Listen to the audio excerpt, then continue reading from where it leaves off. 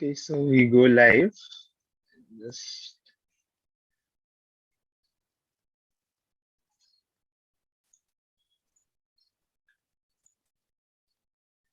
hel- hello. Good afternoon, everyone. Good afternoon to Club Alt and welcome to Club AltUni. In this CXO Interaction session, we have with us Mr. Arjun Vaidya. Arjun, a very warm welcome to the Club AltUni group. So, guys, Arjun is the ex-founder of Dr. Vaidya's, and he has built India's largest Ayurveda online brand. Right in 2019, he partnered with the RP Sanjiv Goenka Group and led his business to an acquisition by them. And therein, he made India's first successful D2C exit. Arjun Vaidya has also been in the list of Forbes Asia 30 under 30 and Business World 40 under 40. And he's also a venture lead. Amongst other things, he also runs his own podcast where he talks about D2C and the business and the future of D2C. So we thought that there's no better person to talk about D2C and how to scale a D2C brand and how to make a career in D2C than Arjun Vaidya. So over to you, Arjun. Thank you so much for doing this. And guys, please feel free to ask questions, but ensure that you're not disturbing your peers by unmuting and asking questions. Please feel free to put down the questions in the chat.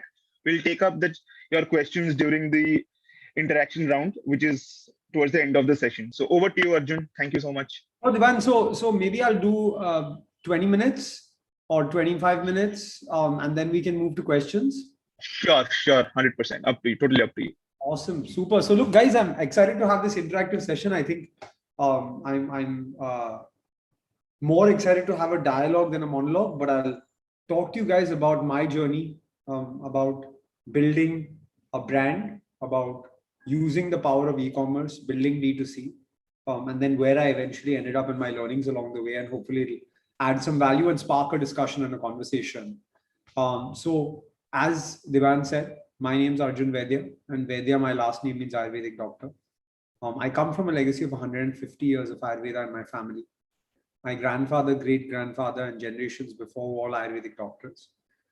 The legacy of our business, Dr. Vaidya's, was actually not a business. It was an Ayurvedic clinic, which my great-grandfather started in Bombay in 1923. My grandfather, as was customary at the time, graduated from college and joined his father in 1957. By 71, he became one of India's most successful Ayurvedic doctors. He had 300 patients a day come to his clinic by the 80s, 5,000 patients on a monthly basis, write to him via post. He was very famous in his regard. He was a man of service. He didn't care for sales, distribution, marketing, or strategy. And he didn't want an income strata to prevent people from coming into his clinic. So consultation was always free at Dr. Vaidya's. It was always free at Dr. Vaidya's clinic. And you only paid for the medicine. And these medicines were our family's proprietary formulations passed down from generation to generation. So that was my grandfather. That was what he did. In the late 80s, my dad graduated from college. He believed that what my grandfather had could be transformed or given to hundreds of thousands of people and even millions of people just through one clinic. There was the opportunity to create a consumer brand out of this. And you'll appreciate that in the late 80s, early 90s, consumer brands were just being built in India. FMCG was just being built in India. TV advertising had just come to India. So my dad gave it a shot and he tried to create a consumer brand out of it. Obviously, doctors and businessmen don't see eye to eye. My grandfather lost money for the first time in his life when he did a TV campaign, and he decided that business wasn't for him. And so he continued along his way, building his clinic. I was born in 91, and I grew up with juvenile bronchitis. I grew up with asthma. I grew up with pumps, nebulizers, inhalers, steroids. Sorry. Okay, I assume someone was just off mute. So I, unlike most of my friends and unlike most kids at that time, I could not play cricket and football. I love cricket. You can see my phone cover. If you guys can see it, it's the back of Sachin's jersey. So I love cricket. I played cricket for a couple of years and my grandfather moved me off the cricket field. And I was one of the only kids at my age who was playing golf and squash. And that annoyed me, right? Because why was I the only kid who couldn't play cricket and football? And so I started Ayurvedic treatment very early on. Um, 14 years of the pain of not being allowed to have Coke, Limca, Fanta, Sprite, or ice cream at birthday parties. I was cured of asthma by the age of 15 and a half. And what's the first thing I did? I started playing cricket again. So I played cricket and I joined an international school where sport wasn't such a big deal. And we created a cricket team, actually. Started a team. One of our history teachers, we convinced him to become our coach. And one thing I had was the work ethic of my grandfather. I went to every single practice, and I went to every single chance that we had to play. And even though I wasn't the best player in the team, I had a hand-eye coordination problem, I was the most regular to practice, and so I was made captain of the school cricket team. I think that was an exciting moment for me because Ayurveda had allowed me to get rid of asthma, and asthma had prevented me from playing cricket. So I started playing cricket again. And for me, that was the big moment. I started believing the science more than just family legacy. I said, hey, there is something Ayurveda has to offer. I spent a lot of time with my grandfather.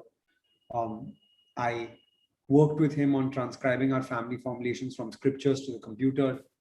And that was when my journey with really wanting to do something with Ayurveda began. I was fortunate to go to the US for my undergrad. I went to Brown University in 2009.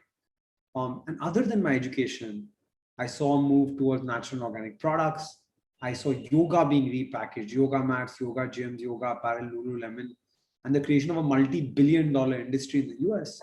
And I thought to myself, hey, it's amazing that yoga is global, but it's not so amazing that Indian companies haven't taken it to the world. And so I promised my grandfather that time. I called him on campus and I said, hey, we can't let the same happen to Ayurveda. We have to be Indian companies taking Ayurveda to the world. So 2013, I moved back to India.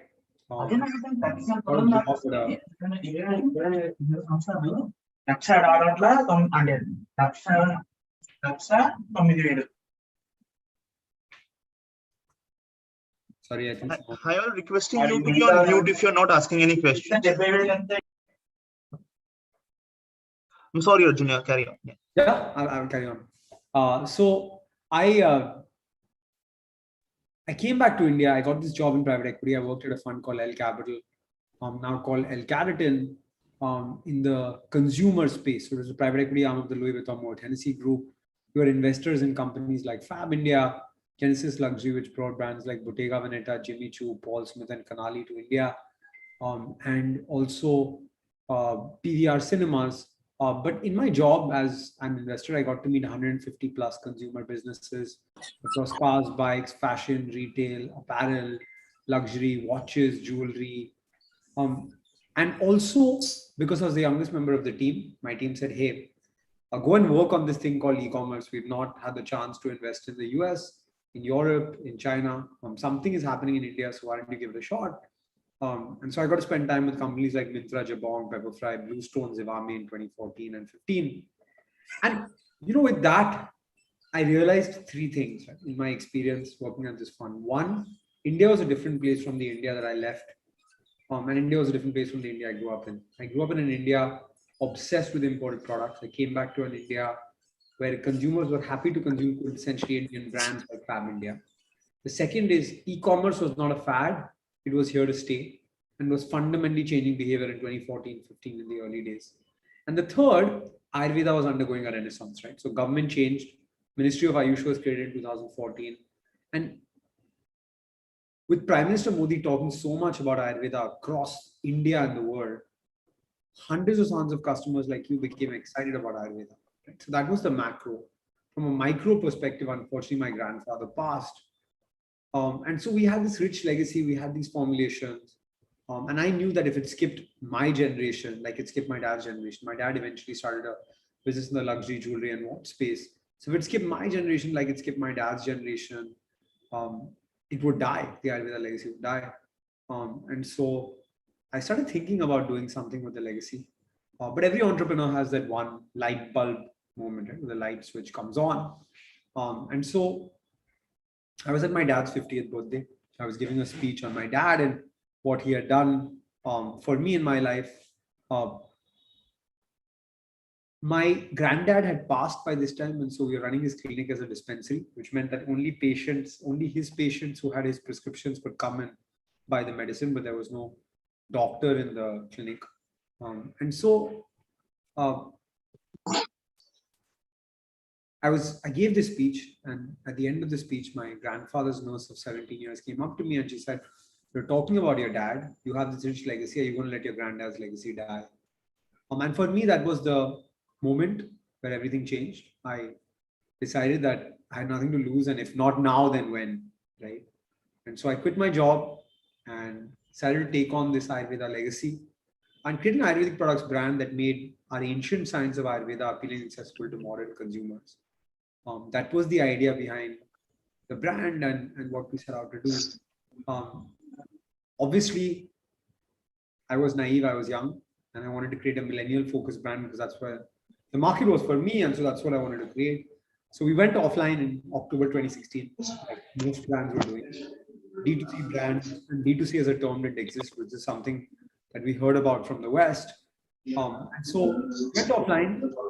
And fortunately for us, we failed miserably very early on. Right? So we put 10 lakhs of stock in the market in Jan of 2017. And the private equity analyst in me was really excited. Right? He said 10 lakhs, 20 lakhs, 50 lakhs, 1 crore, 2 crores, 5 crores. And in my Excel sheet, this was a business very quickly. It was $1 million a month business in like 12 to 18 months. Reality was very different. 3 months later, I got 90% of the stock back. I got most of my stock returned. And why was this? Because I was young, naive. I didn't know offline distribution. I didn't have the money to compete with brands like Dabur, Patanjali, Imami, Baidyanath. And so this failure made me realize that this was the wrong route, right? Obviously, it was very difficult to deal with having such a big failure early on. I was a good student. I went to a good college. I had a great job out of college. And so it stopped. It was a big shock to me. Good fortune prevailed, though I reflected on it. My girlfriend, who then became my fiancée, she was the founding team at Nykaa. And as we were reflecting on it, she said, "Hey, while there's so much action in Ayurveda offline, there's nobody doing it online. I've seen the power of e-commerce at my time in Nykaa. You've seen it while you were an investor. Why don't you look at Ayurveda online?" So I convinced her to join the business. We got engaged. She joined the business as equivalent of a co-founder and COO. And we started our journey with online Ayurveda. We started D2C at that time. D2C didn't exist as a term at that time. We started D2C. In a year, we actually learned digital business, spoke to hundreds of customers, learned Shopify, Facebook advertising, Google advertising, operations, what does COD mean? In a year, we took the business from 0 to 50 orders a day. In that year, we also learned something really important. We learned that personal bias is the worst thing in consumer brands. And so it doesn't make sense to just build a brand for yourself. So I started as a millennial focused brand. I launched a hangover product, but a year in, I realized a lot of my customers were actually tier 2, tier 3 customers because the access to high quality Ayurvedic formulations and the free consult, which we gave online, my grandfather used to give it in his clinic, we gave it online, wasn't existent in cities like Muzaffarnagar, Imphal, Anantnag, and Trichy. We really valued this. While in Bombay, Delhi, Bangalore, Calcutta, Hyderabad, you could just go a couple of kilometers away and find an Ayurvedic doctor. This wasn't the case in these cities or someone of trust and repute. And so eventually we decided that this was the time where we had to expand our horizons and focus on this customer. And so we decided to push on at 50 orders a day at a customer acquisition cost of 35% of average order value. This business started making sense. It started feeling like a business, not a figment of our imagination, right?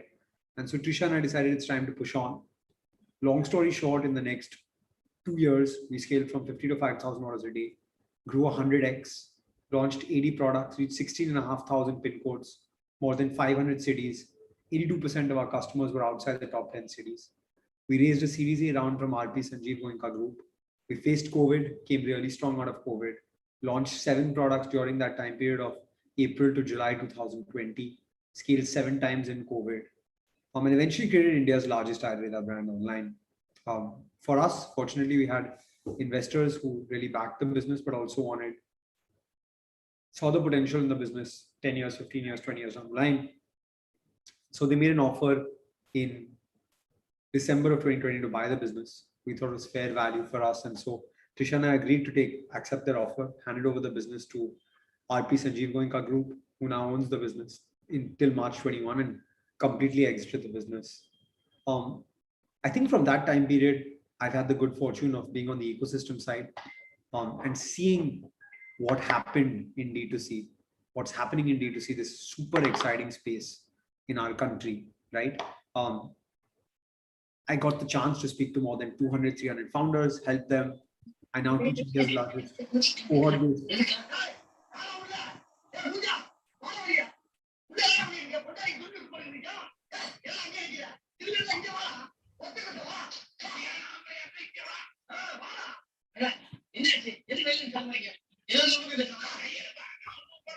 Divine, maybe you want to ask someone to go on mute.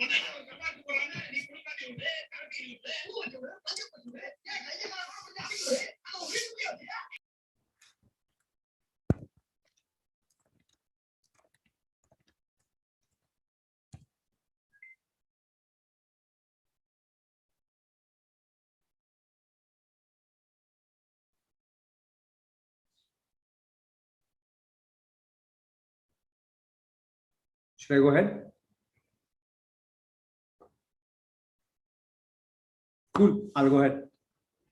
So yeah, I got to see the world from an ecosystem side. I helped a bunch of founders and from that started advising, helping, eventually investing, now invested in more than 80 companies as an angel. I have India's largest listen to podcast on D2C called Direct to a Billion Consumers. I also teach a cohort-based course on D2C through one of my portfolio companies called Growth School. And then, started seeing the landscape, the world of D2C. Why is D2C so exciting? And that's what I'm going to open it up to questions and ask you to ask me about, because I think that's what people are interested to know about. I think professionally now, I had the good fortune of meeting the folks at Verlinvest. Verlinvest is a large private equity fund and they wanted to start doing venture investing. So they sponsored a $30 million fund for me to invest in early stage consumer brands and consumer businesses, including technology. And that's what I spend most of my time doing now. But I think I'm super excited about the world of consumer brands, of D2C. We're a brand starved nation. We've seen COVID come and online behavior completely change. We've seen huge adoption of people like my mom and dad who never shopped online coming to shop online. We've seen cult brands like Boat, Mamaearth, Wow, and Licious created in less than 5 years. Everyone knows Boat now, but nobody knew Boat 5 years ago, right? And brands like Dr. Vaidya's and Sleepy Owl and The Whole Truth created. And so I think it's a very exciting time as you guys come into the working world to see this. I'll end with my 3 biggest learnings as a founder, because I'm sure that you guys will also want to become or consider moving into the world of startups entrepreneurship. So I'll end with these 3 and then maybe we can move to questions and open up here from you guys. I think learning number 1 is that in newspapers and magazines and on the internet, the entrepreneurship journey looks very glamorous, but the reality is that entrepreneurship and startups is full of failure, and the best entrepreneurs fight failure with grit and resilience. So be ready for that and be ready to sort of fight that. Second, you can't do everything alone and you're nothing without a good team. Good teams really allow the compounding of a vision.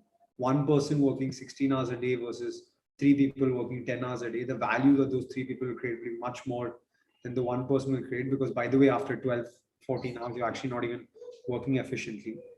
And the last thing is, I think that lots of young people have conversations with me now about their entrepreneurial gigs or their startups being part-time and they're doing their job full-time. And then when their company scales, they'll do it full-time. And I think that's something very different from sort of what I've seen work, right? Because startups are full-time, right? If you really want to create a scalable startup, you have to be in it full-time. It's okay to not be ready to start up, but if you really want to build something of large scale, go in and build it.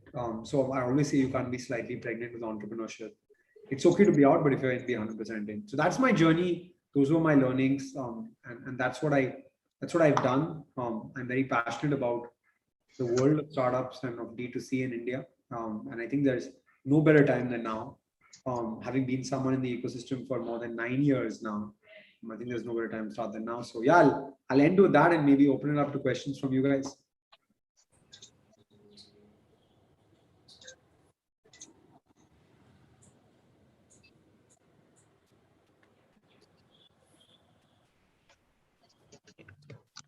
Well, you can. Okay. There's a message from Prajakta. Prajakta, if you could unmute yourself and ask the question, that would be better. What are the influencing factors? Hello, of profit? am I audible? Yeah. Sorry, I have a lot of background noise. So I was just asking, what are the factors or the properties of a startup that you said you invested in almost like 80 plus startups as an angel. So what would be the properties of that startup that you would focus on so you can like invest into it? What is that? Like, thanks.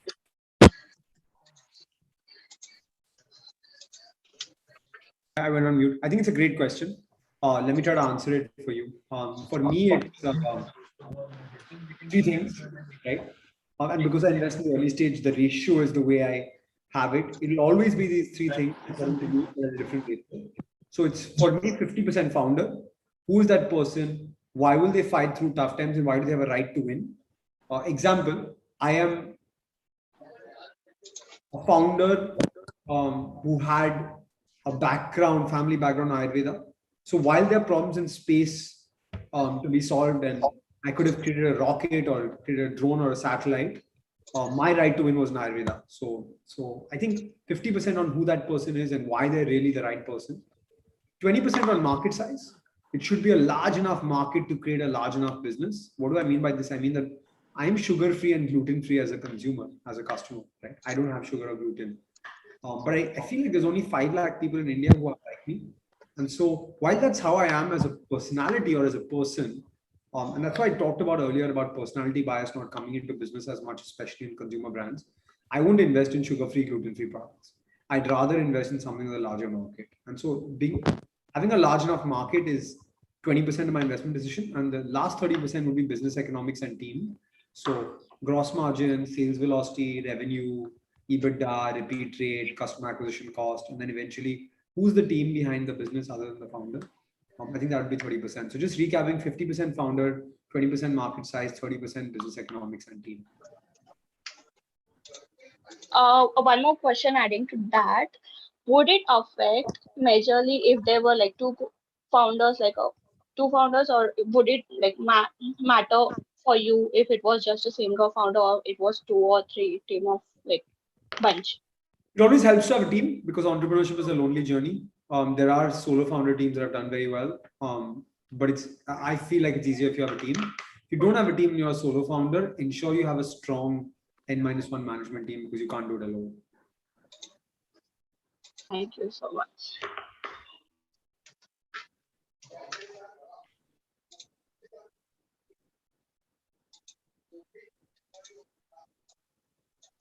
We have another question. So it came on our YouTube chat. So I have posted the question here. Swati, founder of Pure Indian Store. I have pure result-oriented skincare goodies. I just do not know how to market, reach more customers, get investors on board. Yeah, I think good question, Swati. And thanks for being with us on this session. And by the way, I'm super patriotic. I have a band with the Indian flag on my hand. So I like the name of the store. I would say drop the investor part. First, think of getting customers because only once you have a POC and once you have traction and revenue, can you actually get investors on board.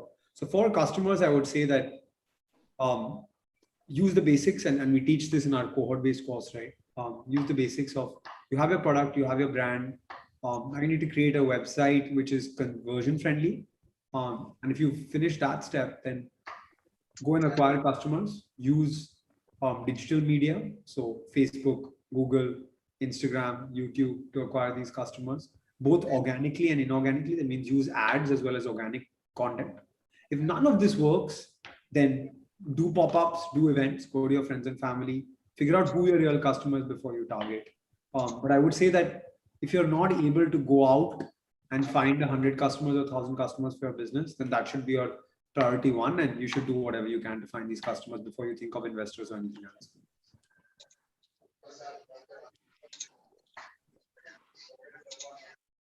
Okay, thank you.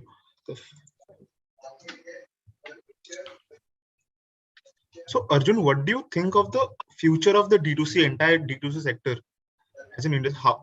Where do you see it going? I mean, based on your experience. Look, we're going to be $100 billion market in 2025. That's what everyone's talking about. But leave numbers aside, I think consumers are excited about new age brands that are solving new age problems. And so the space is just fundamentally so exciting because India is a brand starved nation. And so we need more brands that resonate with more customers. We're a mature-ish market now, right? And so you need to be smart and savvy about how you launch your brand, because there is competition now which didn't exist when I started, right? So you need to get your basics right. But if you do that, for me, I'm very biased, but I'm very long on D2C and I'm very long on the Indian brand story. We have really exciting times ahead for us. Thank you. So I have two more questions. And Namita, you have raised your hand. Why don't you unmute yourself and ask your question? And then we'll take up Himanshu and Prajakta's questions. Yes, sure. Thank you. Hi, Arjun. So this is Namita here. I want to ask you, like, you eventually decided to sell off your brand, which you have created, you have the legacy. So what were the factors you took into consideration and what made you sell off your brand to the group? Yeah, this is probably the 500th time I'm getting this question in the last 18 months. I have the same answer to the question. Look, the decision to sell is a very personal one for the founders. And I think at that place that we were in life at that time, the growth we had seen, we thought it was the right time. What goes into it, it's where you are in your life, where you see the business growing, what do you think is best for the business and what do you think is best for you. These are decisions that go into it. But what decision I would have taken may be different from what decision you would have taken. That's why it's just a very personal decision for founders. Whether it's the right decision or not, I think time will tell. But for us, that's on the exit. Okay. So have you taken into any economics from your end apart from any personal reason or any other business factors which made you or we might have added to your personal choice, or some economics also worked out over here? Look, the value we got was really fair, but I think it's not an economical decision when you're selling a business that's doing well. If a business is doing badly and you're forced to sell it, that's an economical decision or a decision taken out of having to do that. When you're selling a business on the up, it's a very personal decision then. Thank you, Arjun. So next, we have Himanshu's question. How do you see the D2C space changing, particularly aggregator platforms with the arrival of ONDC? Look, I think ONDC is an exciting initiative, but ONDC is a backend infrastructure for now. It's not a front-end platform. It's going to really help founders of smaller businesses, people who have not been online to go online. And like UPI and like ABDM, I'm very bullish on ONDC. I've spent a lot of time with the ONDC team as well. To know that it's going to be a big initiative and it's going to yield a lot of value. So that's on ONDC. Look, I think D2C will always be coexistent with aggregator platforms. I think D2C brands should all have a marketplace strategy because they get a large share of customers who are existing on those platforms on a daily basis. So I'm not against marketplaces. I think everyone should have a marketplace strategy, or at least explore a marketplace strategy. Okay. And Prajakta is asking 101 on how to approach an investor. Yeah, I think great question. I'll tell you what my view is. When you approach an investor, do your research on the person before you meet the person. Have some context into them, what they've invested in, what they've done. I think that's really, really important as you start your conversation. Number two, go into the meeting prepared with a deck, financials, preempt questions. Number three, make the investment conversation a dialogue, not a monologue. So don't be the only one speaking. Take feedback, ask questions, etc. And then end any conversation with a follow-up. If it's too early, when should I reach out to you again? Can I send you an update every couple of months? If you like the business, can I send you any further information? When should we reschedule a call? But if you didn't like the business, can you give me any feedback on what you didn't like about it so that I can keep it in mind when I approach other investors?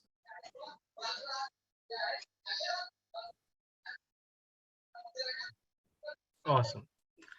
So, Arjun, if I were to ask you to name a couple of D2C brands that you're bullish on, that you see in the next 5 years or the next decade to blow up in the Indian ecosystem, so which would those D2C companies or startups be according to you? Let me leave aside brands and talk about spaces. Sure. I think I'm very excited about. There's lots of action in personal care and fashion, pretty crowded spaces. I'm very excited about tech, health and wellness, sports and fitness, and then home and kitchen. I think these spaces will get a lot of value. So you think that there is a place for new entrants, new market entrants to also make a dent for example? Who would have thought that there would be a D2C Ayurveda brand 5 years ago, but there are. Sure, correct. So, for example, today there's a McAfee, right? So you think that there can be other, I mean, there are still existing players who are coming in the market. So you think they can make a dent on McAfee's revenue and take a market share in the next few years? I don't like copycats, to be honest. Okay. But yeah, if Caffeine could have done it, 5 years ago, who would have thought a caffeinated cosmetics brand doing 100 crore plus in revenue, right? Yeah. Makes sense. Okay, so we have another question from Sahil. Sahil is asking, what are the challenges you faced when taking offline distribution channels to online? Yeah, I shut the offline channel and took it online. But I would say, what's the big difference between offline and online? I think offline has a larger market, but a much more fragmented market. Between GT and MT, there's a large number of stores you have to deal with. There's lots of middlemen between a brand and end customer, which is a distributor, a retailer, maybe even a wholesaler. But if you get it right, it's a really large market. In online, it's more direct. And so the customer acquisition channels are not ATL and BTL, they're more digital marketing channels. But the good part about online is eventually you get customer data, which you may not get in offline, or it may be lots of time lag between which the sale happens and you get the actual customer data. Both channels have their own pros and cons, but yeah, that's the difference. Okay. Okay, so Shalin has raised his hand. So Shalin, why don't you unmute yourself and ask your question? Yeah, sure. Hi, Arjun. Yeah, I have a question. Yeah. So my question is, can you please elaborate a little on the fact that how were you able to expand your consumer market in small towns, like in tier 2 and tier 3 to the small towns? Yeah, by the way, there is some report come out by Redseer on the festive sales, and 65% of e-commerce consumption in the festive sales between September 22nd and September 30th happened outside the top 5 cities or top 10 cities. So there's real consumption there. Why is there real consumption there? Because these customers may not have access to as many stores or brands as customers in top 5 or 10 cities do. So there's a real play for e-commerce. How do you engage with these customers? Engage with them in the way they want to be engaged with. Use regional language or vernacular advertising. Get them delivery faster than they're used to getting. Speak to them on the phone, understand their problems. If they're not active on email, but they're active on WhatsApp or calls, reach out to them on those platforms. And that's how we were able to crack it. So, can you pitch in some more ideas or some more suggestions since I have something which is in a very small town, it is in a district which is barely of 5 lakh people. So this is the point from where I'm planning to grow. So can you pitch in, would you like to pitch in something? I think I shared my ideas with you. I would say that there is no barrier to starting a business now that we have the power of digital. So go for it. Thanks, Arjun. Okay, so we have another question from Jaipal. How did you build your e-commerce website and logistics setup during your initial startup phase? Whether it was in-house built or initially you relied on third-party service providers? Yeah, I would say it's a good question. Initially, you got to rely on third-party service providers. And especially for e-commerce, I would use plug-and-play platforms like Shopify or WooCommerce to start with. You need to be in-house or build custom tech until you're really large or reasonably large as a business. In terms of logistics, we managed our own warehouse. but we have third-party logistics providers doing the sort of final fulfillment. You don't have to build your own warehouse as well. You can use third-party warehouses, but we built our own warehouse. But definitely for the logistics, you would have to have a third party. What's the point of creating what Delivery or Blue Dart or FedEx has created? It's very tough.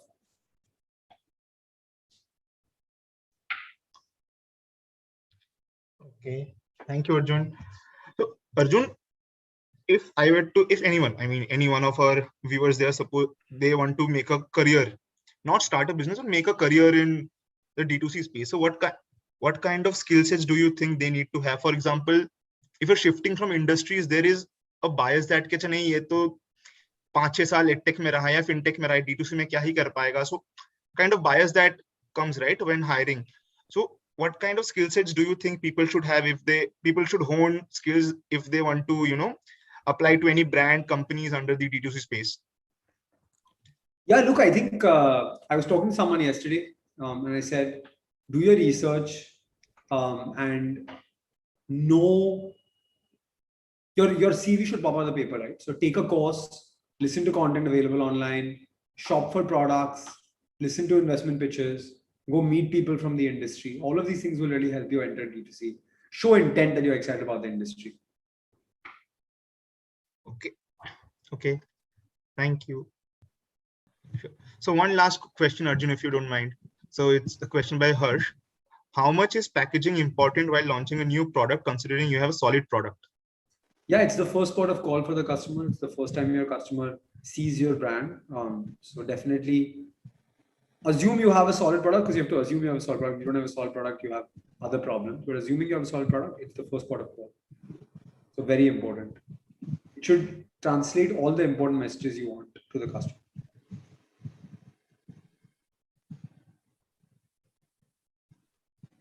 Awesome, guys. Thank you so much for being here on Saturday, and reach out to me on LinkedIn if you want to chat, and stay safe. Take care. Bye. Is your LinkedIn, please, can you please drop your LinkedIn address or your LinkedIn detail? Yeah, I'll do that. I'll Yeah, put the link. Wonderful presentation. Great. If you just write my name on LinkedIn, you'll easily find it. So it's okay, same as written in your name, right? Yeah. Yes, Arjun Vaidya. Yes. Always on. Great. Okay. So I request all of you to please turn on your camera. We'll just take one photograph of the session.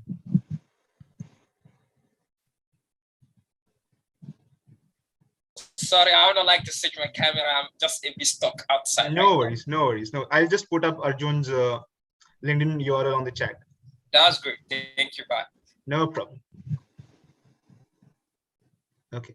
So on the count of 3. So Arjun, if you're there. Yes, I am. Yeah. So 3, 2, 1, cheese. Okay. Thanks a lot. Thank you, everyone. Thank you so much, Arjun, for taking out the time. Thank you, people, for joining in on a Saturday afternoon. Thank you. Thank you very much.